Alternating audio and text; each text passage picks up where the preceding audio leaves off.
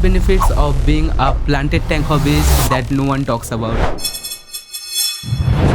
Number 1, and maybe ये थोड़ा सा कॉमन है, that it teaches you to see beauty in nature. बच्चों को ये हमेशा बोला जाता है कि नेचर के करीब रहो, जितना हो सके उतना नेचर में टाइम स्पेंड करो, उससे बच्चों का हेल्थ भी ठीक रहता है. सो ये एक ऐसा हॉबी है जो कि आपको नेचर के और भी करीब लेके जाएगा एंड आप भी नेचर को एक डिफरेंट तरीके से देखने लगेंगे. मैं अपने हॉबी के शुरू में सिर्फ नॉर्मल प्लांटेड टैंक से रखता था, पर जब से मैंने एक्वास्केपिंग के बारे में जाना है और एक्वास्केपिंग को लेके पैशनेट हुआ है, तब से मेरा नेचर को देखने का नजरिया ही बदल गया है. और ये और भी हुआ जब मैंने एक दिन ऐसे ही घूमते फिरते घर के ही बगल से एक जगह से मैंने एक मॉस कलेक्ट कर लिया और फिर मैंने उसी मॉस को अपने टैंक पे ऐड कर दिया एंड 2-3 हफ्ते बाद देखा कि वो मॉस आराम से ग्रो कर रहा है अपने टैंक पे. तो लिटरली मैं जिस मॉस को 180 रुपए पैकेट पे खरीदता था, वो मेरे घर के साइड में एक ईंट के ऊपर ग्रो कर रहा था. मुझे बस वो पहले दिखा नहीं. ये देखिए, ये था वो मॉस जो मुझे घर के बगल से मिला था. ये मॉस इस ईंट के ऊपर ग्रो कर रहा था एंड मैंने इसको अलग कर लिया, धो लिया, फिर उसको टैंक में ऐड कर लिया एंड आफ्टर 2 वीक्स आप रिजल्ट देख ही सकते हैं. ये मॉस बहुत ही अच्छे तरीके से ग्रो कर रहा है. बस दिक्कत ये है कि इस मॉस का नाम क्या है मुझे नहीं पता. अब पर्सनली मैं बचपन से ऐसा ही हूँ कि अगर ऐसे ही रास्ते पे चलते चलते एक इंटरेस्टिंग सा देखने वाला प्लांट मिल जाए तो वहीं पे रुक के उस प्लांट को अच्छे से ऑब्जर्व करने में मैं हिचकिचाता नहीं. एंड शायद मैं बचपन से ही थोड़ा सा ऐसा हूँ एंड इसीलिए मुझे ये एक्वास्केपिंग हॉबी इतना पसंद आ गया. वो कहते हैं ना, the beauty is in the eyes of the beholder. Okay, so second benefit is it makes you discipline and a responsible person. अब हर एक पेट कीपिंग हॉबी ही एक इंसान को डिसिप्लिन्ड एंड वेल रिस्पॉन्सिबल बनना सिखाता है. चाहे आप एक डॉग रखो, आप एक कैट रखो, एक बर्ड या फिर कोई सा भी पेट, ये सारे पेट्स जिंदा रहने के लिए आपके ऊपर डिपेंडेंट है. एंड आप पेट्स रख रहे हो क्योंकि आपको उनसे लगाव है, आपको उनसे प्यार है एंड आप ऑब्वियसली चाहेंगे कि आपको जिससे प्यार है उनको आप ठीक ठाक से रखो.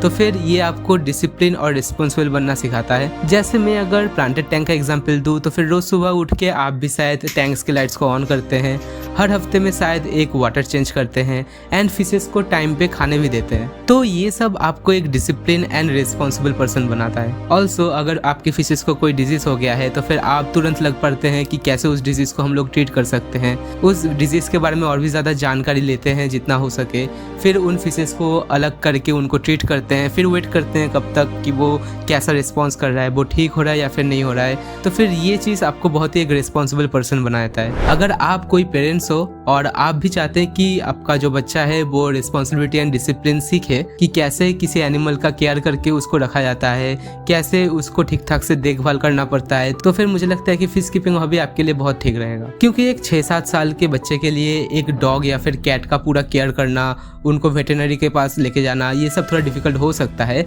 लेकिन घर पे ही फिश कीपिंग करना या फिर प्लांटेड टैंक रखना वो उतना डिफिकल्ट नहीं होगा. आई थिंक कोई बच्चे को रिस्पॉन्सिबिलिटी एंड डिसिप्लिन सिखाने का सबसे अच्छा जरिया है उसको एक पेट का जिम्मेदारी दे दो एंड उनको सिखाओ कि कैसे एक पेट को ख्याल करके केयर करके रखा जाता है, कैसे उनको अच्छे से ट्रीट करके रखा जाता है. उससे बच्चे बहुत इजीली सीखते हैं एंड क्योंकि बच्चा पेट से इमोशनली कनेक्टेड हो जाता है तो फिर उन लोगों को पेट्स का केयर रखने के लिए उनको डिसिप्लिन्ड और रिस्पॉन्सिबल होना ही पड़ता है. हाँ, अब एज अ पेरेंट्स बच्चों को पेट कीपिंग हॉबी पे इंट्रोड्यूस करके उनको एक पेट दे के छोड़ नहीं देना है, सुपरवाइज करना है पूरी सिचुएशन को एंड बच्चा क्या ठीक कर रहा है क्या गलत कर रहा है वो सब देखते रहना है. अगर बच्चा कुछ अच्छा चीज़ करता है तो फिर उसको अप्रिशिएट करना है एंड अगर वो कुछ बुरा कर रहा है तो फिर तुरंत उसे मना करना है. Okay, so third benefit of being a planted tank hobbyist, it gives you a sense of relief. अ काम माइंड इज अ लग्जरी जो कि सबके नसीब में तो नहीं होता. मेरे चैनल के मोस्ट ऑफ द व्यूअर्स 21 से लेके 30 के एज के बीच में है. सो आई एम गेसिंग कि शायद आप लोग स्टूडेंट्स हो या फिर आप लोग जॉब कर रहे हैं. एंड नॉर्मली हम लोग जब भी टायर्ड हो जाते हैं आफ्टर स्टडिंग या फिर जॉब से घर आके,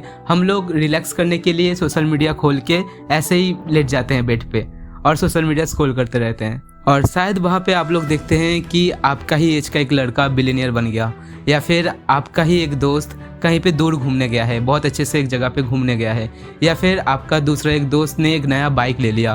तो ये सब देख के और उनके फोटोज़ में लाइक करके आपके दिल में भी एक थोड़ा सा जलन महसूस होता होगा और आप भी ये सोच सकते हैं कि यार ये लोग लाइफ में कितना एंजॉय कर रहे हैं एंड मेरा लाइफ में क्या है, बस जॉब और बस जॉब से घर और घर से जॉब. तो फिर आप जाते हैं रिलैक्स्ड होने और ये सोशल मीडिया आपको एंग्जाइटी से भर देता है. लेकिन अगर आप जॉब से आके अपने प्लांटेड टैंक के सामने चुपचाप से बैठेंगे एक कप गर्म चाय के साथ और अच्छे से शांत होके प्लांटेड टैंक को ऑब्जर्व करेंगे तो फिर वहाँ पे आपको वो जो पीस मिलेगा, जो आपको सॉलिट्यूड मिलेगा, वो बहुत इंपॉर्टेंट है एक मेहनत से भरा दिन के बाद। इसके अलावा आप जब कुछ नया एक्वास्केप बिल्ड कर रहे हैं या फिर आप प्लांटेशन कर रहे हैं या फिर आप हार्डस्केप बना रहे हैं, उस दौरान देखना एक चीज़ होता है कि जब आप काम पे लगते हैं तो फिर आपका इतना डीप फोकस हो जाता है कि आप एक फ्लो स्टेट पे चले जाते हैं, जिससे कि आपको टाइम का कुछ पता ही नहीं होता। खाना, नहाना, आप लोग सब कुछ भूल के बस अपने काम पे ही फोकस करते रहते हैं और अपने काम को जितना परफेक्टली हो सके उतना करते जाते हैं।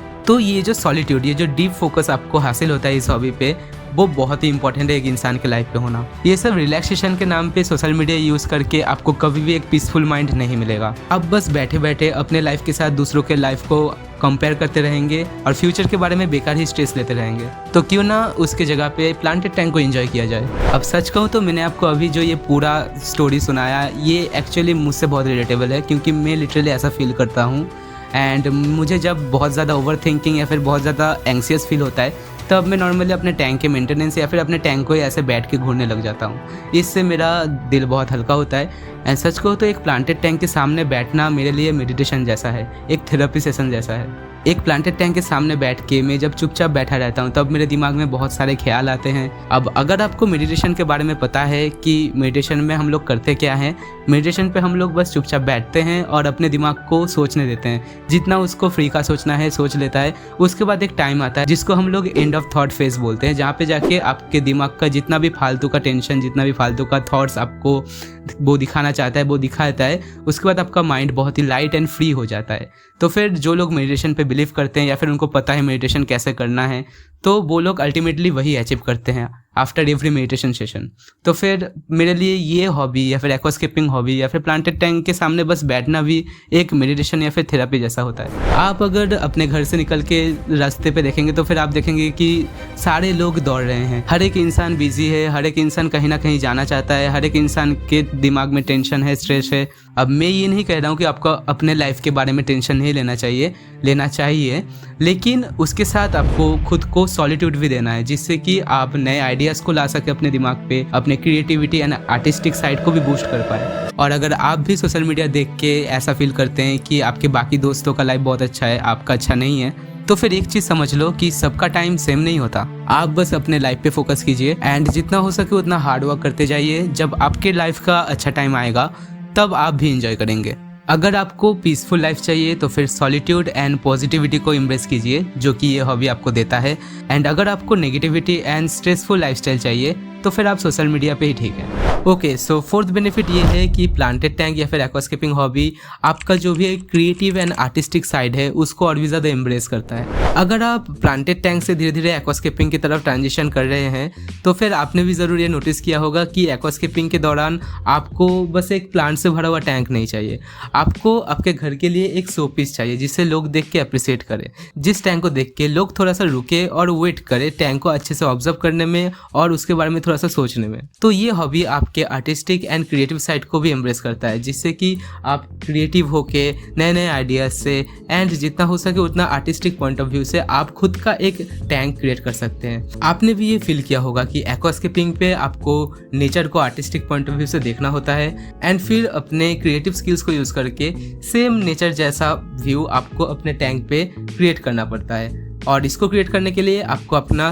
क्रिएटिविटी यूज़ करना पड़ता है। कहाँ पे कौन सा स्पेसिफिक जगह पे कुछ प्लांट ऐड करने से वो और भी अट्रैक्टिव दिखेगा, फिर कहाँ पे कौन सा स्टोन कैसे अरेंज होना चाहिए, कहाँ पे ड्रिफ्ट अच्छे तरीके से अरेंज होना चाहिए, ये सब आपके आर्टिस्टिक एंड क्रिएटिव साइड को और भी निखारता है। एंड ऑल्सो आई थिंक इंसान को ज़्यादा प्रोडक्टिव होना चाहिए एंड जितना हो सके उतना चीज़ें क्रिएट करना चाहिए एंड दुनिया में कंट्रीब्यूट करना चाहिए। एंड आप अगर इस हॉबी पे डेली कुछ ना कुछ क्रिएट कर रहे हैं, कुछ ना कुछ आर्टिस्टिक, कुछ ना कुछ खुद से नए नए सेटअप्स, नए नए लेआउट्स क्रिएट कर रहे हैं, तो फिर ये आपको एक बहुत ही प्रोडक्टिव ह्यूमन बना देता है।